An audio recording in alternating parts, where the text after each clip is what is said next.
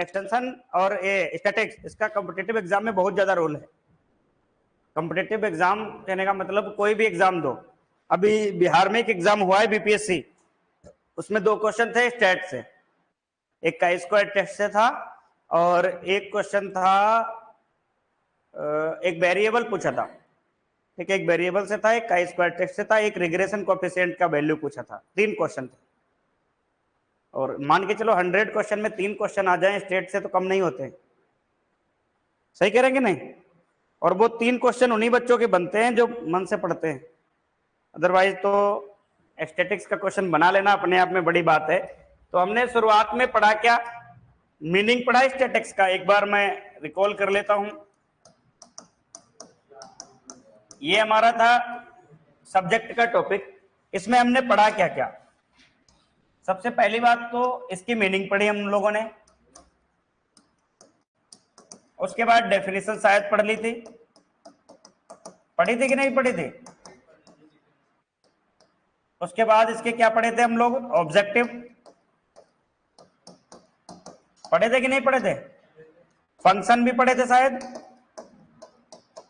पढ़े थे? डिमेरिट या डिसएडवांटेज या इसके हम कहें ड्रॉबैक, ठीक है, तो इसके लिमिटेशंस,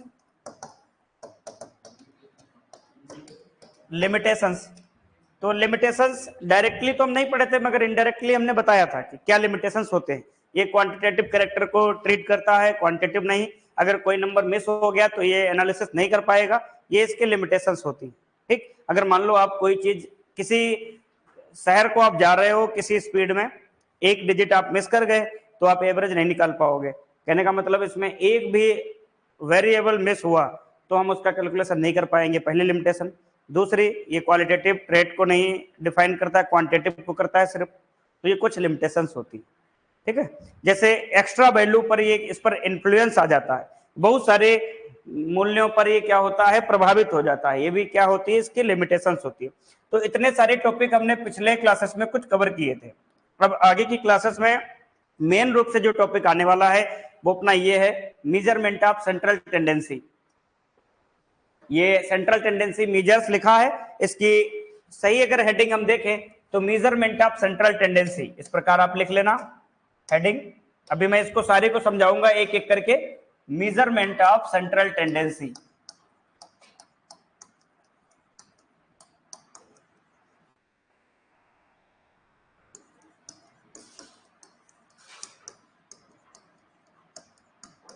और ये वाला अगर टॉपिक आप समझ गए तो ये मान के चलो इससे जो न्यूमेरिकल बनेंगे वो बहुत आसान बनेंगे और आराम से आप लिख लोगे। तो जो ऊपर ये हेडिंग पड़ी है सेंट्रल टेंडेंसी मेजर्स, इसको मत डालिएगा, ये heading measurement of central tendency main heading बनाइएगा और उसके तहत नंबर 1 लिखिएगा मीन। मीन जिसको हम बोलते हैं माध्य, ठीक है, क्या बोलते हैं, माध्य, जिसको समांतर माध्य वगैरह हम लोग बोलते हैं। तो नंबर 1 मीन, और मीन बेसिकली तो होता है बहुत सारे प्रकार का, 6 प्रकार का लगभग, परंतु अपने को 3 प्रकार का मीन पढ़ना है। एक एरिथमेटिक मीन, इसके स्पेलिंग इस प्रकार होगी,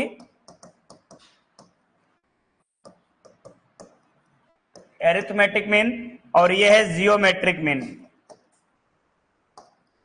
जियोमेट्रिक मीन अभी हम इन तीनों के बारे में बताएंगे। यह है हार्मोनिक मीन,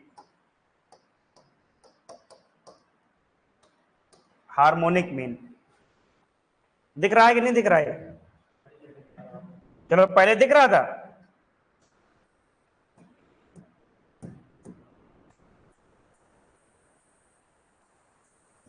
अब दिख रहा है, चलो लिख लो। ये पहले आप लिख लो इस प्रकार से, फिर मैं इनको सबको समझाता हूं।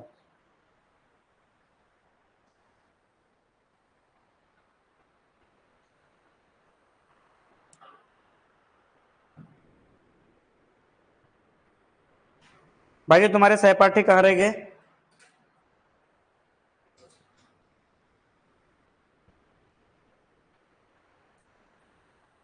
इनकी एक्चुअली मीनिंग को समझते हुए चलेंगे, रटना नहीं है, क्योंकि नंबर ऑफ ऑब्जर्वेशन में पेपर में क्या देता है, डेफिनेशन नहीं देता है। आज के टाइम पे सीधा वेरिएबल देता है, वेरिएबल से इसकी एनालिसिस पूछ लेता है।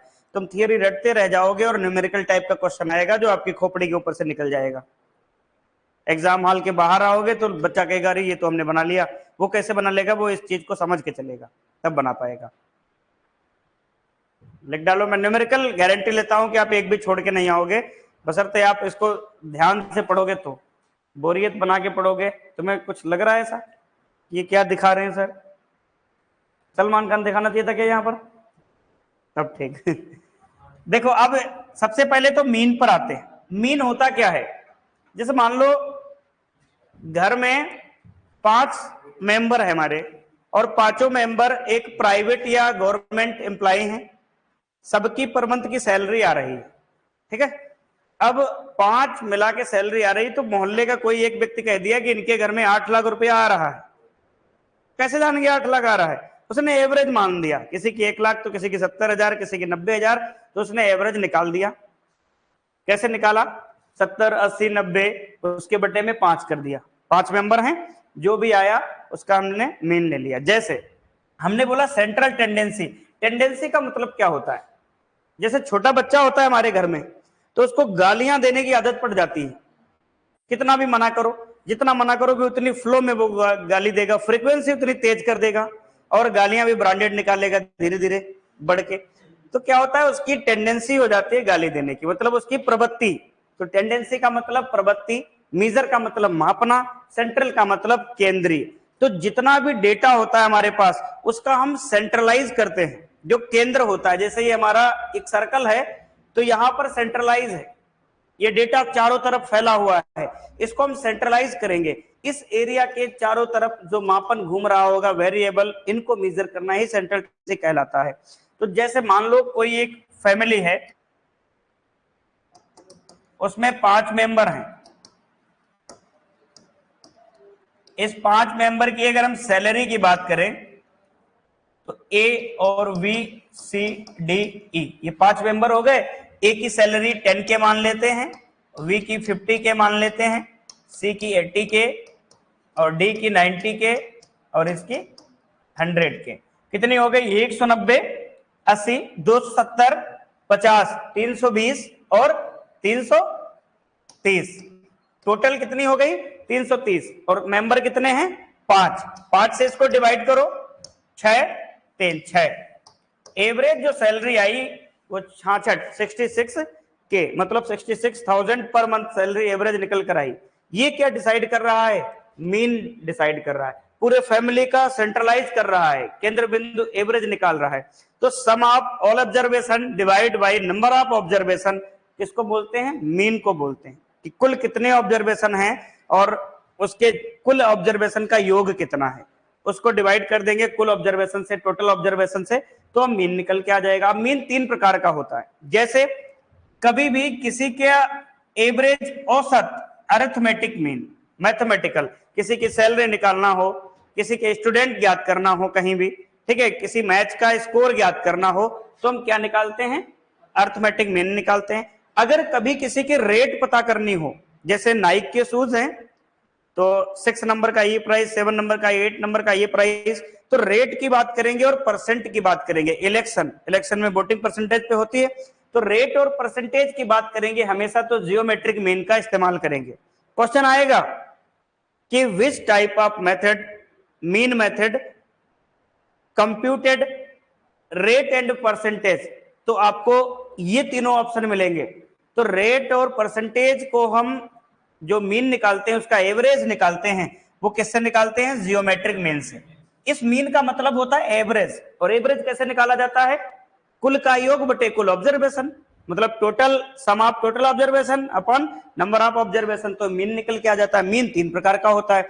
जब हमें किसी का स्कोर, किसी का हाइट, किसी की सैलरी, किसी के नंबर ऑफ स्टूडेंट, ये सब ज्ञात करना होता है, तो हम अरिथमेटिक मीन निकाल देते हैं। जब कभी किसी प्राइस, किसी का डिनोट करना हो, किसी का परसेंटेज निकालना हो, तो हम क्या ज्ञात करते हैं? जियोमेट्रिक मीन को वहां पर रखते हैं। परसेंटेज और रेट, 2 चीजें याद रखना। परसेंटेज और रेट जब निकालना होगा तो हम क्या रखेंगे? जियोमेट्रिक मीन को निकालेंगे। और हार्मोनिक मीन का यूज हम कब करेंगे? जब कहीं भी स्पीड की बात होती है। यहां पर मैं लिख दूं रेट और परसेंटेज,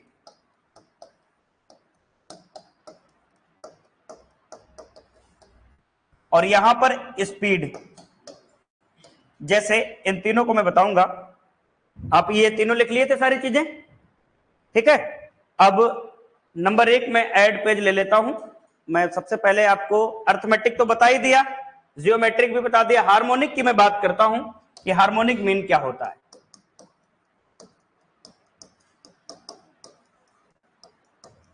जैसे कोई भी कार है, ठीक है, ये कार उदयपुर से मान लीजिए जयपुर जाती है, उदयपुर से जयपुर जाती है, तो इसकी जो स्पीड रहती है वो 80 km, 80 किलोमीटर प्रति घंटा, ये स्पीड रहती है उदयपुर से जयपुर के बीच। फिर ये यही कार जयपुर से जब आगरा जाती है तो इसकी एवरेज स्पीड 70 किलोमीटर प्रति आवर हो जाती है, और यही कार जब आगरा से लखनऊ जाती है तो इसकी एवरेज स्पीड 90 किलोमीटर। क्यों? आगरा वाला एक्सप्रेस भी आ जाता है, स्पीड बढ़ जाती है। तो ये कोई कार उदयपुर से जयपुर जा रही है 80 किलोमीटर प्रति घंटे, तो यही कार जयपुर से आगरा 70 किलोमीटर प्रति घंटे, सेम कार आगरा से लखनऊ 90 किलोमीटर प्रति घंटे। अब इसकी एवरेज स्पीड आपको निकालनी है, तो अगर आप एवरेज स्पीड हम बोले तो मैक्सिमम 90% बच्चा गलती कहां पर करता है, इन तीनों को ऐड करके अपन 3 कर देता है और निकाल देता है, जो कि क्या है, गलत है। और ऐसा पेपर में अक्सर क्वेश्चन आता है, ठीक है। यहां पर क्या आएगा, हार्मोनिक मीन निकाला जाएगा। हार्मोनिक मीन क्या होता है? हार्मोनिक मीन की अगर हम डेफिनेशन देखें तो reciprocal of arithmetic mean. Arithmetic mean का जस्ट उल्टा। तो यहां पर अगर हम एवरेज स्पीड निकालना चाहें तो कैसे निकालेंगे, 1/80 प्लस 1/70 प्लस 1/90/3। अभी भी निकल के नहीं आएगी, अभी तो हम इसका अर्थमेटिक निकाल रहे हैं, फिर इसका फाइनली आंसर आएगा। तो 1/80 करने का मतलब क्या है, आप अगर इसको सही तरीके से 1/80 लिखते हो तो इस प्रकार देख लीजिएगा। तो 10 लगाएंगे, 0 बढ़ जाएगा, फिर 0 बढ़ाएंगे, एक यहां पर और 0 आ जाएगा, तो एक बार जाएगा, फिर आ जाएगा 2, फिर 0 बढ़ा लेंगे, कितनी बार जा सकता है, 2 बार। तो यहां पर हम लिख सकते हैं 0.012 लिख सकते हैं 1/80 का मान। उसके बाद 1/70, 70 के साथ भी ऐसा कुछ होगा, बचा 30। अब ये कितनी बार जा सकता है, 3 बार जा सकता है, तो 0.013। ऐसे 90 के साथ होगा,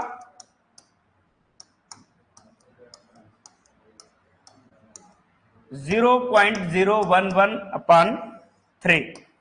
अब अगर इनको ऐड करें तो कितना आ जाएगा, 36, मतलब 0.036/3 आ जाएगा। अब इसको अगर हम कट करेंगे तो कितना आ जाएगा, 0.012। ए आ गया अर्थमेटिक मीन। क्या आ गया, अर्थमेटिक मीन। अभी इसका आंसर नहीं आया, ये नॉर्मल आ गया, अर्थमेटिक मीन इसका निकाल दिए।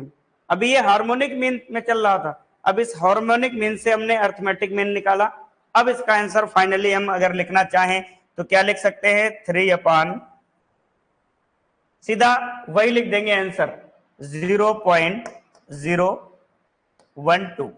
अगर इधर से हम 0 हटाना चाहें 10 तो ऊपर कितने अंक लगा सकते हैं, 3 लगा सकते हैं कि नहीं लगा सकते हैं, ठीक है। 3 एक बार, 3 से 4, 4 और कितना आ जाएगा, 4 दूनी 8, 2 बचा 250। तो एवरेज स्पीड कितनी आ जाएगी, 250 आ जाएगी कि नहीं आ जाएगी, हार्मोनिक मीन की आएगी कि नहीं आएगी, आएगी कि नहीं आएगी, बताओ। नहीं आएगी, कितनी आएगी, कहां से आपने गलत किया, यहां से क्वेश्चन गलत किया। अब लिखना क्या है, 3/1/80 प्लस 1/70 प्लस 1/90। तो अब यहां पर क्या आना चाहिए था, 0.036 आना चाहिए था, ठीक है, क्योंकि इसको तो मैंने 3 से डिवाइड करके लिखा था, 3 से डिवाइड नहीं करना। अब यहां पर हम लिख सकते हैं 3 0 बढ़ा सकते हैं, 3 से कट करेंगे, अब आएगा 12, अब निकालिएगा। ठीक है, तो अब इसको अगर हमें काटना है तो 12 से काटेंगे तो 12 अठे 96, बचे कितने 4, 12 त्रे 36, 83.3 किलोमीटर प्रति घंटा। एवरेज स्पीड कितनी आएगी 83.3 किलोमीटर प्रति घंटा।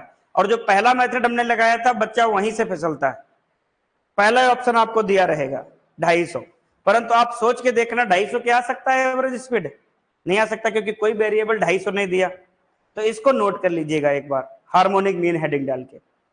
मैं अभी इसका और एक छोटा तरीका बताऊंगा, पहले डिटेल से बताया हमने। हाँ कौन सा, अभी छोटा वाला भी बताएंगे, ऐसा आ जाएगा तो क्या करोगे बताओ। अब तुम्हें आसान आसान हम खिलाएंगे, मान लो वहां कठिन आ गया तो क्या करेंगे हम, इसमें क्या करना है यार, कुछ नहीं, भाग गुणा करना है।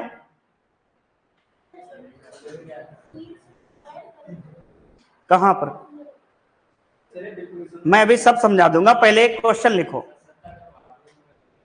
किसमें, मैं अभी सब बता दूंगा, पहले क्वेश्चन लिखो, पहले हार्मोनिक मीन हेडिंग डालो और एक लाइन लिख लो, it is a reciprocal of arithmetic mean. लिखो, it is a reciprocal of arithmetic mean. It is a reciprocal of arithmetic mean.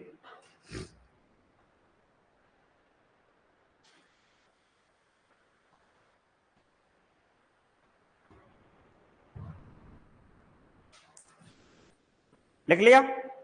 अब एक क्वेश्चन लिखो, इक्वेशन लिखो। ठीक है, मैं इसका डिजिट बदल दूंगा, आपको बहुत सिंपल दे दूंगा। ठीक है, लिखो 1 बुलक कार्ट या A bullock cart, bullock cart ऐसे लिख लेना,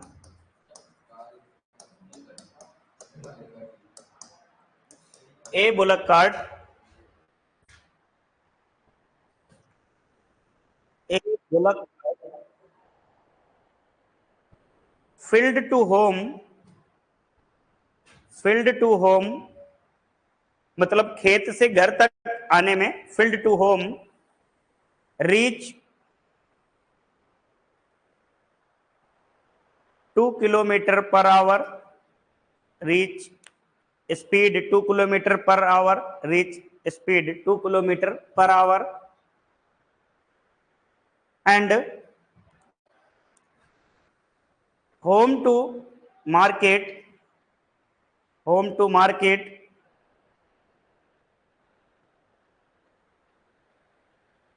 एवरेज स्पीड, या स्पीड लिखना, एवरेज हटा देना, market speed 5 kilometre per our, 5 kilometre per hour, as well as market, one market to other market, one market to other market reach, one market to other market reach 4, reach speed 4 kilometre per our, 4 kilometre per our. अब लिखना computed the bullock cart average speed per hour, computed the bullock cart average speed per hour. ठीक है, कहने का मतलब है हिंदी में समझिए, एक बैलगाड़ी है जो खेत से घर आने में कितना समय लेती है 2 किलोमीटर प्रति घंटे की स्पीड से, और वही बैलगाड़ी घर से मार्केट में जाने के लिए कितना 5 किलोमीटर प्रति घंटे की रफ्तार से चलती है। वही एक मार्केट से दूसरी मार्केट जाने में उसको 4 किलोमीटर प्रति घंटे एवरेज चलना पड़ता है। ठीक है, मैं इसको थोड़ी देर के लिए स्किप करता हूं। आप एक बुलक कार्ट है, वो फील्ड टू होम मतलब घर तक जाने में कितना स्पीड लेता है 2 kilometre per hour, 2 kilometre. Home to market कितना 5 km पर आवर। मार्केट से अदर मार्केट, कोई दूसरी मार्केट में जाने में उसको कितना स्पीड देना पड़ता है? 4 km/h। ये एवरेज स्पीड है। तो अगर हमें इसका एवरेज स्पीड निकालना है तो हमें कौन सा मीन लगाना पड़ेगा? सबसे पहले तो यही निकालना है कि हमें मीन कौन सा निकालना पड़ेगा, हार्मोनिक मीन। कौन सा? हार्मोनिक मीन निकालना पड़ेगा। तो HM बराबर हार्मोनिक मीन क्या होता है?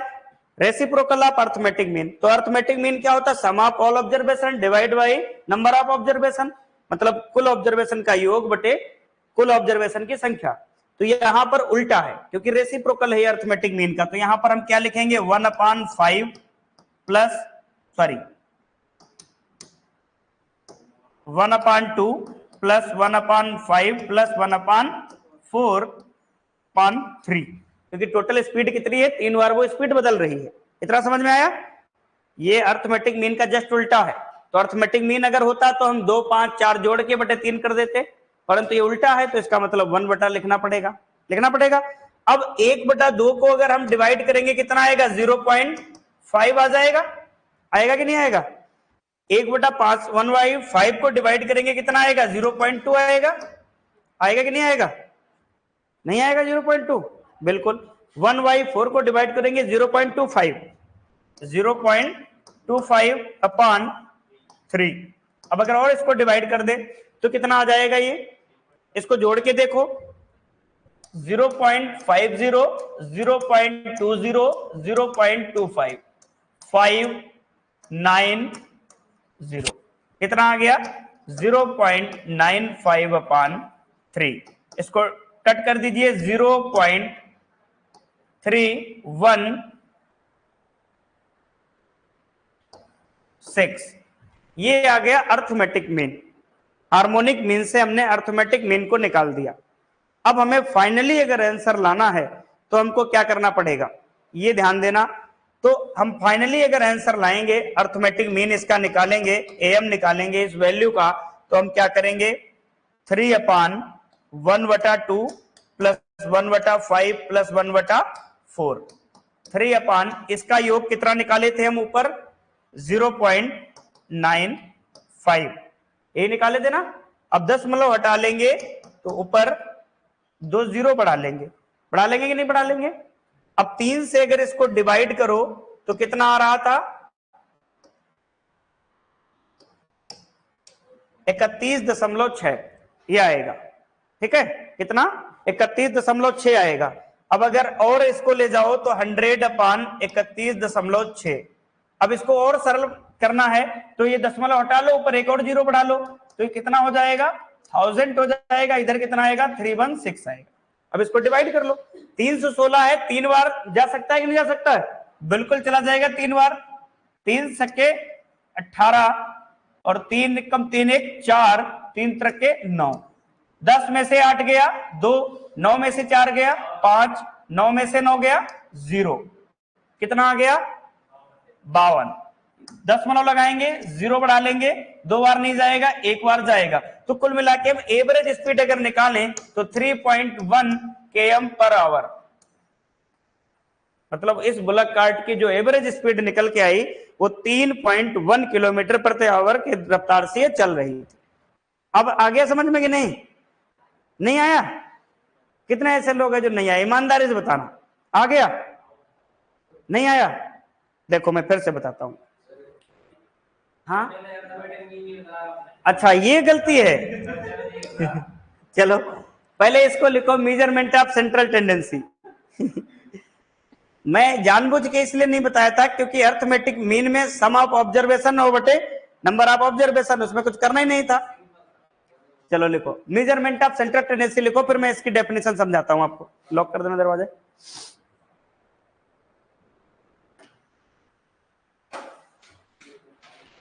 हार्मोनिक समझ गए तो अर्थमेटिक तो बहुत इजी है।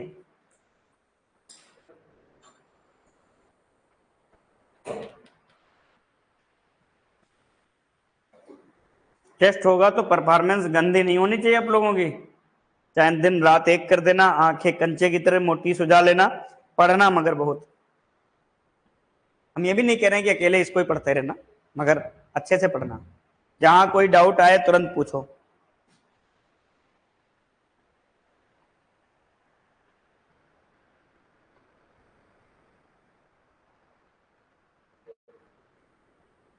मेजरमेंट ऑफ सेंट्रल टेंडेंसी की डेफिनेशन लिख लेंगे, फिर मैं बताऊंगा ये क्या लिखा है। अभी आप इसको समझेंगे तो हो सकता है उतना बढ़िया नहीं समझ पाए, परंतु मैं सरल आपको भाषा में बताऊंगा। हालांकि पेपर में आपको ना आने के चांसेस हैं इसके, परंतु इसको जानना तो अपने को जरूरी है।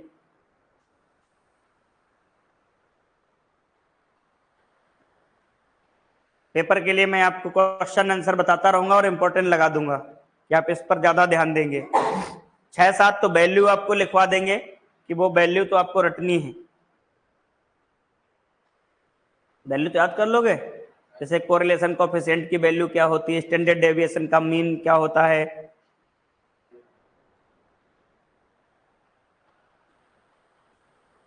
लिख लिया। अब देखो ये डेफिनेशन क्या कह रही है, सीधी सी बात है। ये बोल रहा है द सिंगल वैल्यू, मतलब एक सिंगल वैल्यू रिप्रेजेंट करता है पूरे ग्रुप ऑफ वैल्यू को। एक सिंगल वैल्यू, एक सिंगल डिजिट पूरे ग्रुप की डिजिट को क्या करेगा, रिप्रेजेंट करेगा।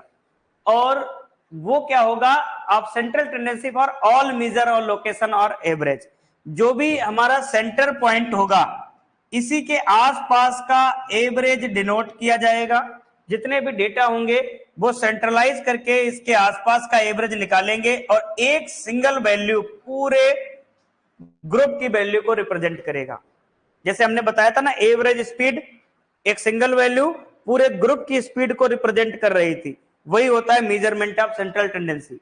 तो जो डेफिनेशन लिखे इसमें क्या होता है, सिंगल वेरिएबल जो रिप्रेजेंट करेगा ग्रुप ऑफ वैल्यू को, पूरे ग्रुप ऑफ वैल्यू को। एक सिंगल वैल्यू जो पूरे ग्रुप की वैल्यू को रिप्रेजेंट करे उसी को हम क्या बोलते हैं, मेजरमेंट ऑफ सेंट्रल टेंडेंसी।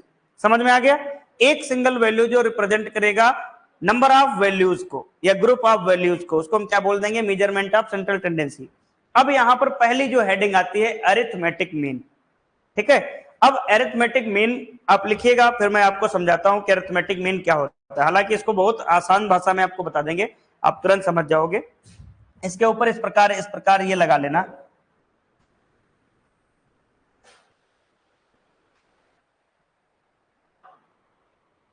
लिखते रहना। लिखना ज्यादा इंपॉर्टेंट है रिवीजन के लिए, क्योंकि हम लोग समझने के बाद तो भूल जाते हैं। इतने सारे विषय रहते हैं हमारे पास याद करने के लिए। सही करेंगे नहीं?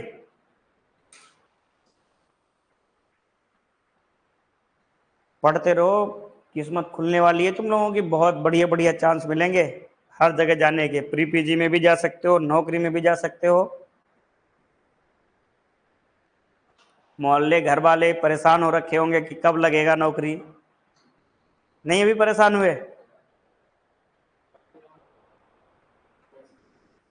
हाँ, आस पड़ोस वाले, हाँ ये भी बात सही। नहीं, हम लोगों में क्या होता है, एज बढ़ने के साथ साथ पैसा भी तो कमाना चाहिए।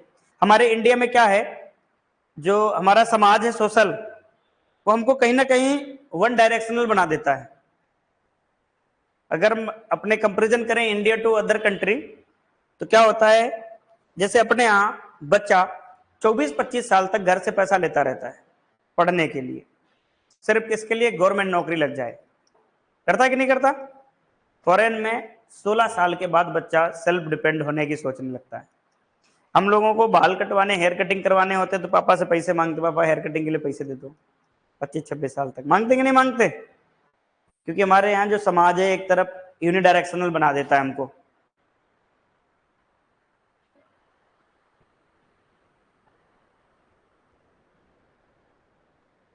देखो पहली जो डेफिनेशन क्या कह रही है अरिथमेटिक मीन की, कि it is defined as sum of given observation. जो भी ऑब्जर्वेशन हमको दिए रहेंगे न्यूमेरिकल में, उनका सम कर लेंगे। सम का मतलब योग कर लेंगे, जोड़ लेंगे और उनको डिवाइड करेंगे किससे, नंबर ऑफ ऑब्जर्वेशन। मतलब जितने भी नंबर दिए होंगे उनको हम ऐड कर लेंगे और उससे डिवाइड कर देंगे कितने, जितने भी हमारे वेरिएबल होंगे, जितने भी ऑब्जर्वेशन होंगे उससे डिवाइड कर देंगे। मान लो हमने दे दिया कि फाइंड आउट द 1, 2, 3, 4, 5 ठीक है, कंप्यूटेड द अर्थमेटिक मीन, तो आप क्या करोगे 1 + 2 + 3 + 4 + 5 अपॉन 5, जो भी आएगा अर्थमेटिक मीन आ जाएगा। अभी मैं इस पर प्रैक्टिस कराऊंगा आपको। तो पहली डेफिनेशन आपको समझ में आ गई, कुछ करना ही नहीं है, sum of all observation divide by number of observation, एक डेफिनेशन हो गई, दूसरी ये हो गई। दूसरी परिभाषा क्या कह रही है, वही ऑब्जर्वेशन है, वो डबल लिख गया। अब देखिए मैथमेटिकली जब हम मैथमेटिक्स में जाएंगे तो अर्थमेटिक मीन को रिप्रेजेंट करते हैं इस प्रकार, तो ये भी ध्यान रखना, ये अर्थमेटिक मीन का सिंबल है, इसको जरूर याद रखना। जब हम मैथमेटिकली कभी सॉल्यूशन करते हैं, कोई न्यूमेरिकल लगाते हैं, तो हम वहां पर हर जगह एम एम नहीं लिखते हैं, बस सिंपल सा शॉर्ट वे में एक्स ऊपर वार लगा देते हैं, ये हमें अर्थमेटिक मीन का डिनोट बताता है, अर्थमेटिक मीन इसको बोल देते हैं। जैसे अपने लोगों के घर में नाम नहीं होते, कल्लू, मोटा, गोला, भोला, ठीक है, ऐसे इसका भी नाम होता है, एक्स के ऊपर हल्का सा बार लगा होता है। ठीक है, लिख लिया। अब इसकी असली कहानी पे चलते हैं। अर्थमेटिक मीन बराबर sum of all observation divide by number of all observation, ये इसका फॉर्मूला लिख लेना, फटाक से लिख लीजिएगा।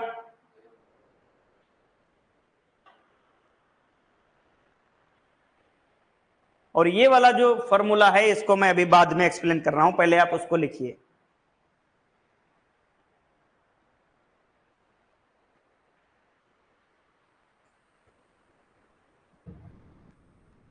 यहां पर भी आप इस प्रकार लिख लेंगे। अब फिर मैं यहां पर आपको लिखा रहा हूं वेयर सारी चीजों को, ठीक है। ये क्या है, सबसे पहले मैं बात करूंगा इस प्रकार जिसको लिखते हैं उसको हम क्या बोलेंगे, अरिथमेटिक मीन।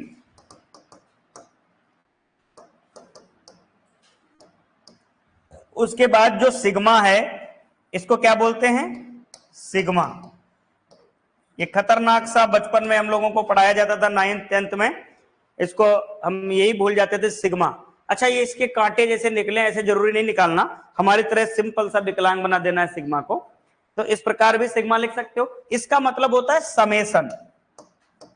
अब आप एग्रोनॉमी में पढ़े होंगे, summation of weather condition for long time longer period is also called climate, पढ़े थे। तो मतलब मौसम के योग को, लंबे समय के मौसम को, योग को हम क्या कहते थे, क्लाइमेट। तो यहां भी सिग्मा का मतलब होता है समेशन, समेशन से लिया गया है सम, मतलब ऑब्जर्वेशन, ठीक है। अब यहां पर फॉर्मूला थोड़ा सा छूट गया था, यहां पर इसके डिवाइड बाई एन आप लोग लिखिएगा, पूरे न्यूमेरिकल के डिवाइड बाई एन लिखेंगे, ठीक है। एन मतलब नंबर ऑफ ऑब्जर्वेशन को डिनोट करेगा।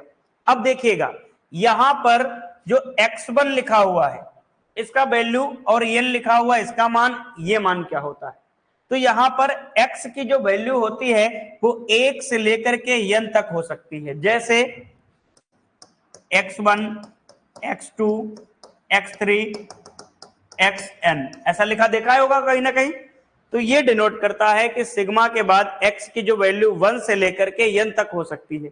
ये i बराबर 1 है, इसका कोई रोल नहीं होता, ये बताता है कि x की वैल्यू 1 से लेकर n तक होगी, ठीक है। इतना समझ गए। अब हम यहां पर सिग्मा को समझ गए, x को समझ लेते हैं जो x1 लिखा हुआ है, और x1 के बराबर, तो x की वैल्यू 1, 2, 3 xn तक हम जा सकते हैं, और n का मतलब होता है नंबर ऑफ ऑब्जर्वेशन। अब बताते हैं, दोनों का मतलब एक ही है, इसका भी इसका भी, परंतु हम ये क्यों बताए आपको, मान लो आपके छोटे भाई बंधु घर में रहते हैं, आप ये वाला फार्मूला उनके सामने लगा के सॉल्व करते हो तो वो सोचेंगे भैया तो प्री पीजी की तैयारी कर रहे हैं, तो बचपन में हमने पढ़ रखा है एनसीईआरटी में 9th 10th में, ये वाली पढ़ाई करते हो, तो उसको डराने के लिए ये वाला फार्मूला है।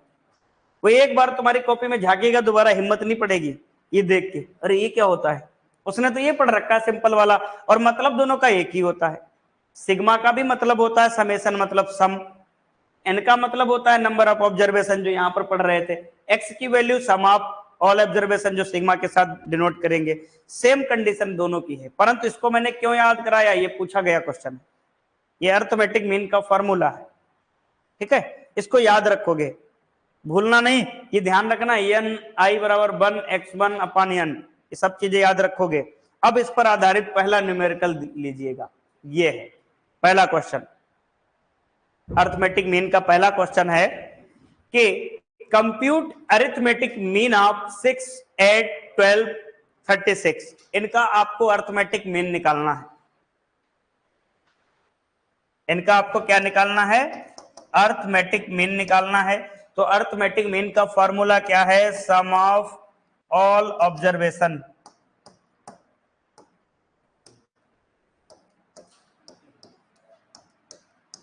सब लोग अपना अपना ईमानदारी से सॉल्व करेंगे, मैं पूछ सकता हूं। Number of all observation. Calculation गलत हो जाए कोई बात नहीं, मेथड सही होना चाहिए, ठीक है। अपने कॉपी पे ध्यान दो, बातें नहीं, बातें रूम पे जाके करना। फर्स्ट ऑप्शन 15.5, ठीक। और बाकी सब लोग बताओ फटाफट से, मैं सबसे पूछूंगा आंसर इंडिविजुअली। कितना कितना आंसर आ रहा है मैं सबसे पूछ लूंगा। एक एक पॉइंट आपको रटाना है। तुम बताओ, उचक रहे हो, आंसर बताओ इसका क्या आया तुम्हारा? 15 पॉइंट कैसे लाए हो? अच्छा कैलकुलेटर, कैलकुलेटर से। कैलकुलेटर कहां चला रहे हो तुम्हारा? इधर कहां देख रहे हो? अभी लगा रहे हो इधर? आप लोगों का इसका आ गया तुम्हारा 15.5, तुम्हारा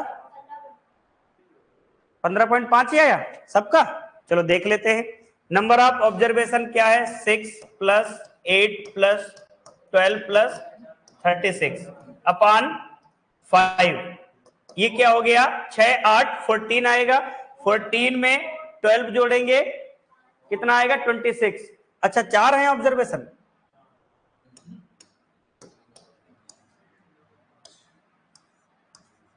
ये 14 और 12 जोड़ेंगे 26, और 26 और 36 कितना आ गया?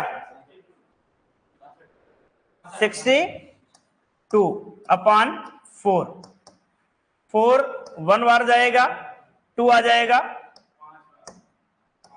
हाँ बिल्कुल आप लोगों का सही है, 15.5 या आगे 0 भी लगा सकते हैं, कोई मतलब नहीं इसका। तो ये पहला आंसर निकलकर सामने आ गया। ये तो आप लोग इंडिविजुअल सीरीज का आंसर कर गए। 3 प्रकार की सीरीज होती हैं, ये तो इंडिविजुअल सीरीज से आपने क्वेश्चन लगाया। अब मैं आपको दूसरा क्वेश्चन दे रहा हूं, ये क्वेश्चन, ठीक है। ये भी क्वेश्चन लिखो, इसका भी आंसर लगाओ।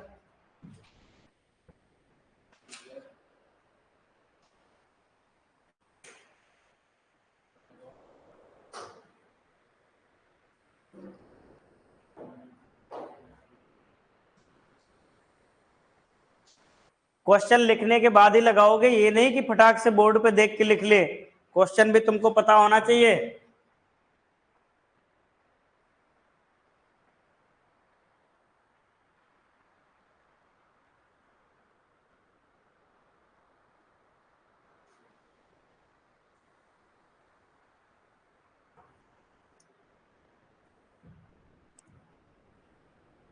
और आपके एग्जाम में अगर अरिथमेटिक मीन आएगा तो ऐसे ही आएगा, सिंपल सा। अब अगर पहला जैसा क्वेश्चन आ गया तो लगा दोगे? किसी को डाउट होगा इसमें? मैंने कहा था न्यूमेरिकल आपका कोई फंसेगा नहीं, बस ईमानदारी से शिद्दत वाला दिमाग लेके बैठना क्लास में, ये नहीं दिमाग आपका खाने पे लगा हो। क्या नाम है तुम्हारा? सादा पेज नहीं है? खुद ही नहीं जान पाओगे कैलकुलेशन क्या की है? इतनी भी कंजूसी किस काम की?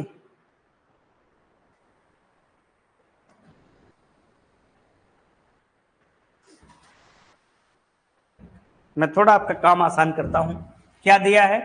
9 वर्कर का जो रुपीस है पर डे का, वो बेसिस मजदूरी, मतलब कितना एवरेज निकालना है। हर दिन अलग अलग मजदूरी मिलती है, उसको एवरेज मजदूरी में निकालना है, मीन वेज निकालना है। तो 58, 62, 48, 53, 70, 52, 60, 84 + 75। पान कितना आएगा? 9 डेज आएगा। क्योंकि 9 डेज में वो वर्किंग करता है। अब इसका टोटल जोड़ना है तो 5 4 9 और 2 11 और 3 14 8 22 24 और 32 कितना आ गया? 3 बच गया इसका। 10 18 24 29 36 41 45 51 56 शायद यही आएगा। काउंट करके देखिए, यही आएगा ना, यही आएगा ना। ठीक, आप वैसे भी जोड़ सकते हो ऊपर नीचे रखकर, परंतु अब ऊपर नीचे रखकर जोड़ना, छोटे नहीं रह गए, बड़े हो गए अपने लोग, तो ऐसे ही जोड़ सकते हैं। अब 9 से इसको डिवाइड कर देंगे तो उसका एवरेज जो बेसिस आएगा, औसतन उसका जो मजदूरी आएगा पर डे का निकल कर आ जाएगा। अब 9 से डिवाइड करेंगे तो कितनी बार जाएगा? 6 बार चला जाएगा ना। बचा कितना यहां पर? 2। फिर 9 चक्के 36, बचा कितना? 6। 64.6 कहीं आ रहा है क्या कि हमने गलत कर दिया कोई? अच्छा, 9 से 56 को भाग करोगे, 9 छक्के, अब बचा यहां पर 2, ठीक है, 2 बचा तो 9 दूनी 18, 9 चक्के 36, 62.4। तो एवरेज जो आया 62.4 रुपए आया। ठीक है, कितना? 62.4 रुपए। वो 9 दिन अलग अलग मजदूरी कर रहा था, उसको अलग अलग पैसे मिल रहे थे, और इन सबको जोड़कर अगर वो चाहे कि 9 दिन का हमें एवरेज कितना मजदूरी मिला, तो 62.44 रुपीज पर डे उसको क्या मिला? एवरेज मजदूरी मिला। तो इस प्रकार भी अगर वैल्यू आ जाए तो लगा दोगे। ध्यान रखना, लगाने के बाद एक बार रीचेक जरूर कर लेना क्वेश्चन को, क्योंकि कैलकुलेशन हमारा माइंड होता है, कहीं भी भ्रमित हो सकता है। हम कैलकुलेशन के टाइम 4 3 2 3 को ध्यान नहीं दे पाते हैं, तो इसको एक बार लगाने के बाद जब देख लेना ऑप्शन नहीं मिल रहा तो एक बार अपनी कैलकुलेशन चेक कर लेना।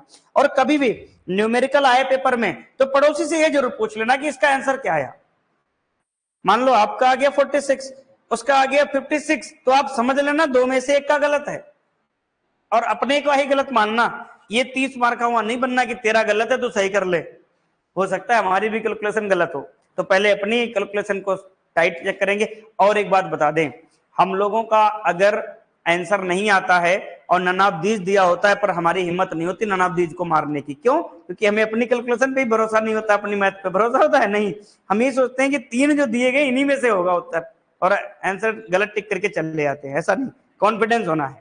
अब अगला क्वेश्चन मैं आपको देता हूं, ये अलग श्रेणी का है, ये इस प्रकार से। ठीक है, अब ये अलग टाइप का क्वेश्चन आ गया, इसको कैसे लगाएंगे इसको भी अपने अभी बताते हैं कैसे लगाना है। तो पहले तो क्वेश्चन लिखोगे, फिर मैं आपको बताऊंगा इसको कैसे लिखना है। इसमें फ्रीक्वेंसी की बात कर ली इसने। ये ब्लैक शर्ट बाहर जाना चाह रहा है क्या? आप ध्यान से सामने देख, अब बहुत ज्यादा आ रही है तो मैं बैठूं तो पढ़ा कर। अरे पढ़ लो, यहां पैसा खत्म कर रहे हो पर डे का। बातें तो गांव में भी जाके कर सकते हो।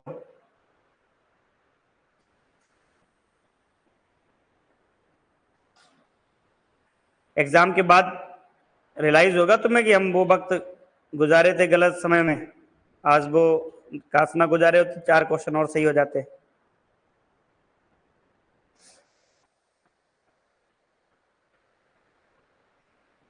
डर लाओ लाइफ में सक्सेस होने का, तभी सक्सेस होगे। सही कह रहे हैं कि नहीं? डर होना चाहिए कि क्या होगा काश अगर हम ना पढ़े तो। जब ये रहेगा तो आप पढ़ोगे, सोते हुए आप जाग जाओगे, अरे मुझे पढ़ना है। और जब हम बड़े हो जाते हैं तो उतना ज्यादा डीप पढ़ना भी नहीं पड़ता, हम लोग थोड़े समय में तो बहुत कुछ याद कर लेते हैं। तुम बड़ा धीमे लिख रहे हो, इससे पहले लिखते नहीं थे क्या? बीएससी कैसे पास की हो?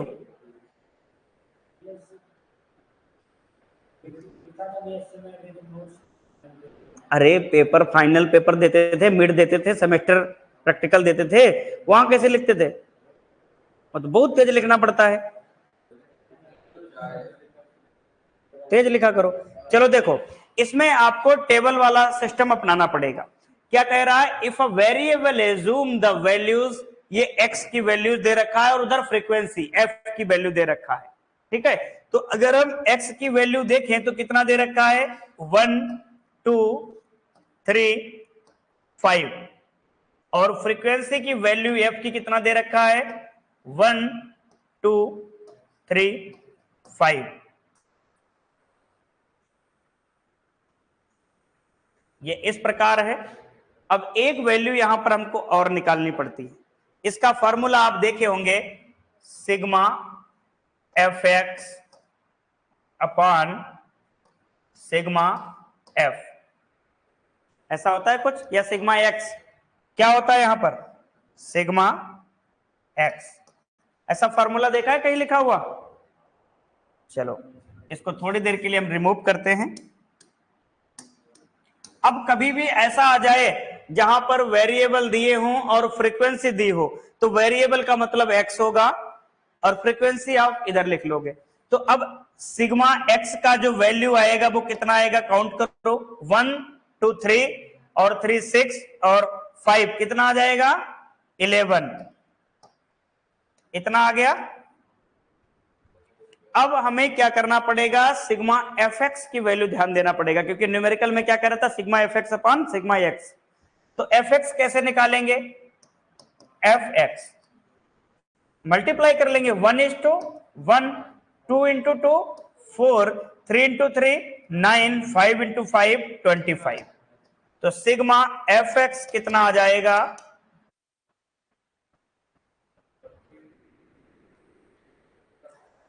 कितना आ जाएगा, 39। 1 5 हो गया, 3 हो गया, 39 हो गया, ठीक है। ये सिग्मा एफ एक्स आ गया। समझ में आ गया कि हमें सिग्मा एक्स की वैल्यू याद है, सिग्मा एफ एक्स की वैल्यू याद है। अब याद रखना, अगर कहीं फ्रीक्वेंसी ना दे तो फ्रीक्वेंसी कैसे निकालोगे, 1 + 2 3 + 3 6 + 5 11, ऐसे भी फ्रीक्वेंसी हम निकाल सकते हैं, ठीक है। मतलब एक की वैल्यू एक रखेंगे, फिर इसमें जोड़ते चले जाएंगे, फ्रीक्वेंसी आ जाएगी। हालांकि यहां पर फ्रीक्वेंसी दे रखी है हमको, तो कोई मशक्कत नहीं करनी।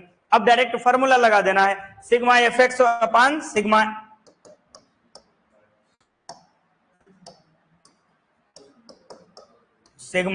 एक्स।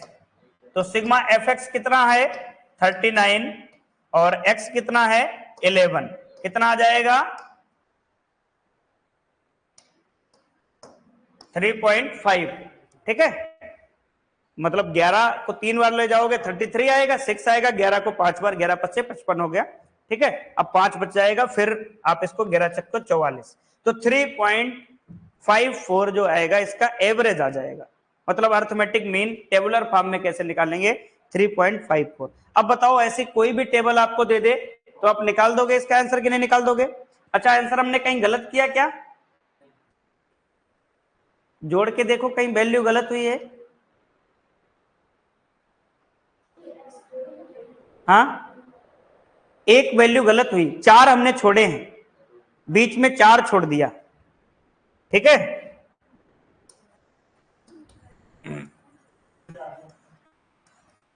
चार को हमने छोड़ ही दिया, 4 और 5। अब अगर हमें देखना है यहां पर, तो सिग्मा एक्स का मान कितना आएगा, 3 3 6 4 10 और 5 15, यहां भी 4 और 5। अब इसको 1 4 9 16 और 25, इधर वैल्यू क्या आ जाएगी, 5 39 आ रहा था, 39 में 16 जोड़ेंगे कितने आ जाएंगे, 55 आ जाएगा, कितना, 55 आ जाएगा, ठीक है। अब इसको डिवाइड करना है, ठीक है, आप इसको डिवाइड कर सकते हैं।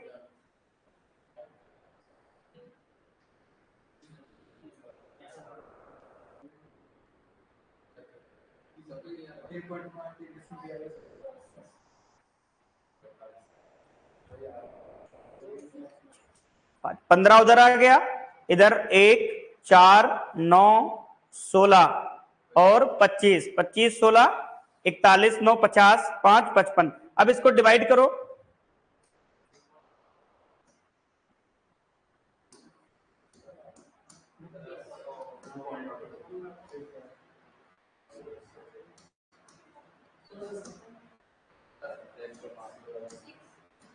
थ्री 3.6 आएगा इसका आंसर। तो यहां पर कुछ ना कुछ मिस्टेक होगी आंसर में, या हमने कुछ लिया होगा, तो इसको लास्ट वाले को नन ऑफ दीज मान लेते हैं।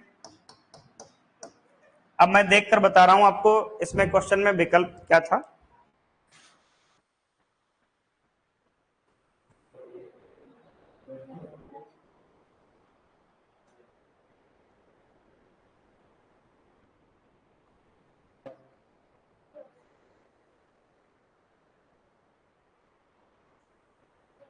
हाँ, last option none of these ही कर लीजिएगा। मैंने भी सोचा कि न्यूमेरिकल कैसे गलत आ रहा है। तो इसका आंसर कितना आएगा? 3.6।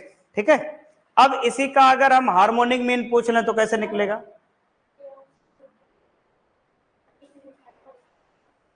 अच्छा, इसको काट के देखें।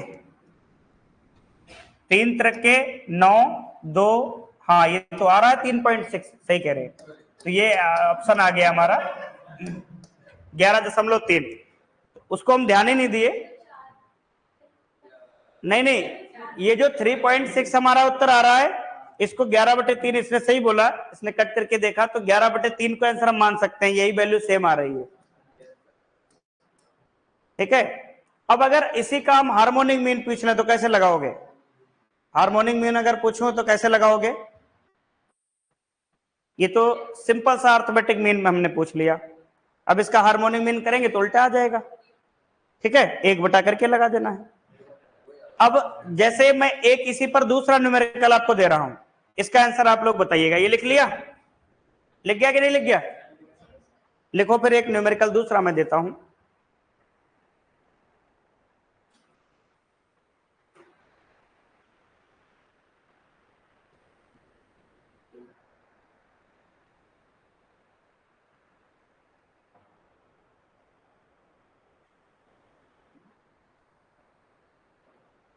टेस्ट कब है आप लोगों का?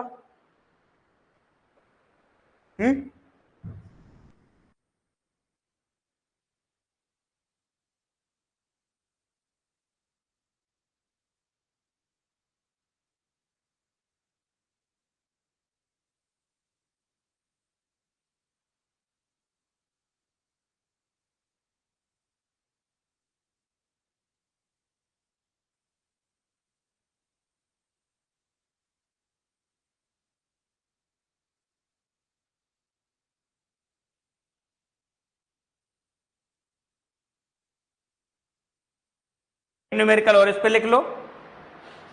मैं कुछ वेरिएबल दे रहा हूं, आपको लिखना है। टेबल ही दे देता हूं सीधा। एक x की वैल्यू में दे रहा हूं 2, 4, 6, 8। इधर f की वैल्यू दे रहा हूं 1, 2, 3, 4। आपको fx निकालना है। ठीक है, ये वैल्यू है 4, 2, 6 और 6, 12, 8, 20। सिग्मा x बराबर 20 है। अब आपको fx निकालना है इसका, तो मैं fx भी निकाल देता हूं। 2, 8, 18 और 32। तो 18, 32 कितना हो गया? 50 और 10 कितना हो गया? 60। तो सिग्मा fx बराबर कितना हो गया? 60 हो गया। अब आपको अर्थमेटिक मीन निकालना है, तो अर्थमेटिक मीन का फार्मूला क्या होता है? सिग्मा fx अपान सिग्मा x। तो 60/20 कितना आ जाएगा? 3 आ जाएगा। तो एवरेज मीन कितना आ जाएगा? 3।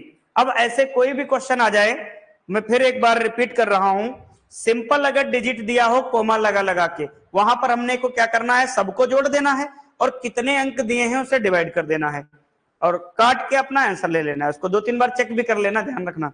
उसके बाद थोड़ा बड़ा डिजिट आ जाएगा तो आपको ऊपर नीचे रख के जोड़ लेना है। हिटलरगिरी नहीं दिखाना, मतलब ऊपर नीचे रख के जोड़ लो, थोड़ा टाइम लगेगा मगर आंसर क्या है? सटीक आ जाएगा। उसके बाद तीसरा, जब fx की वैल्यू आ जाए, वेरिएबल दे दे, फ्रीक्वेंसी दे दे, तो फ्रीक्वेंसी में हमको fx ज्ञात करना होगा। fx हम मल्टीप्लाई कराएंगे। और जब भी एफ पूछेगा तो 10 के नीचे डिजिट का पूछेगा, याद रखना, बड़ा डिजिट नहीं पूछेगा आपसे, टाइम नहीं निकालेगा वो, ये ध्यान रखना। तो ये तो था अर्थमेटिक मीन का मामला। अब प्रॉपर्टी ऑफ अर्थमेटिक मीन ध्यान देना है कि हमको क्या क्या प्रॉपर्टी अर्थमेटिक मीन की पढ़नी पड़ती है। तो इसको लिखिएगा, फिर मैं समझाता हूं कि इसका मतलब क्या होता है और यहां से क्वेश्चन आता है। प्रॉपर्टी ऑफ अर्थमेटिक मीन, हाँ बिल्कुल करा देंगे, पहले इसको लिखो तो, ये वाला प्रॉपर्टी ऑफ अर्थमेटिक मीन, तुम जो कहो वही होगा।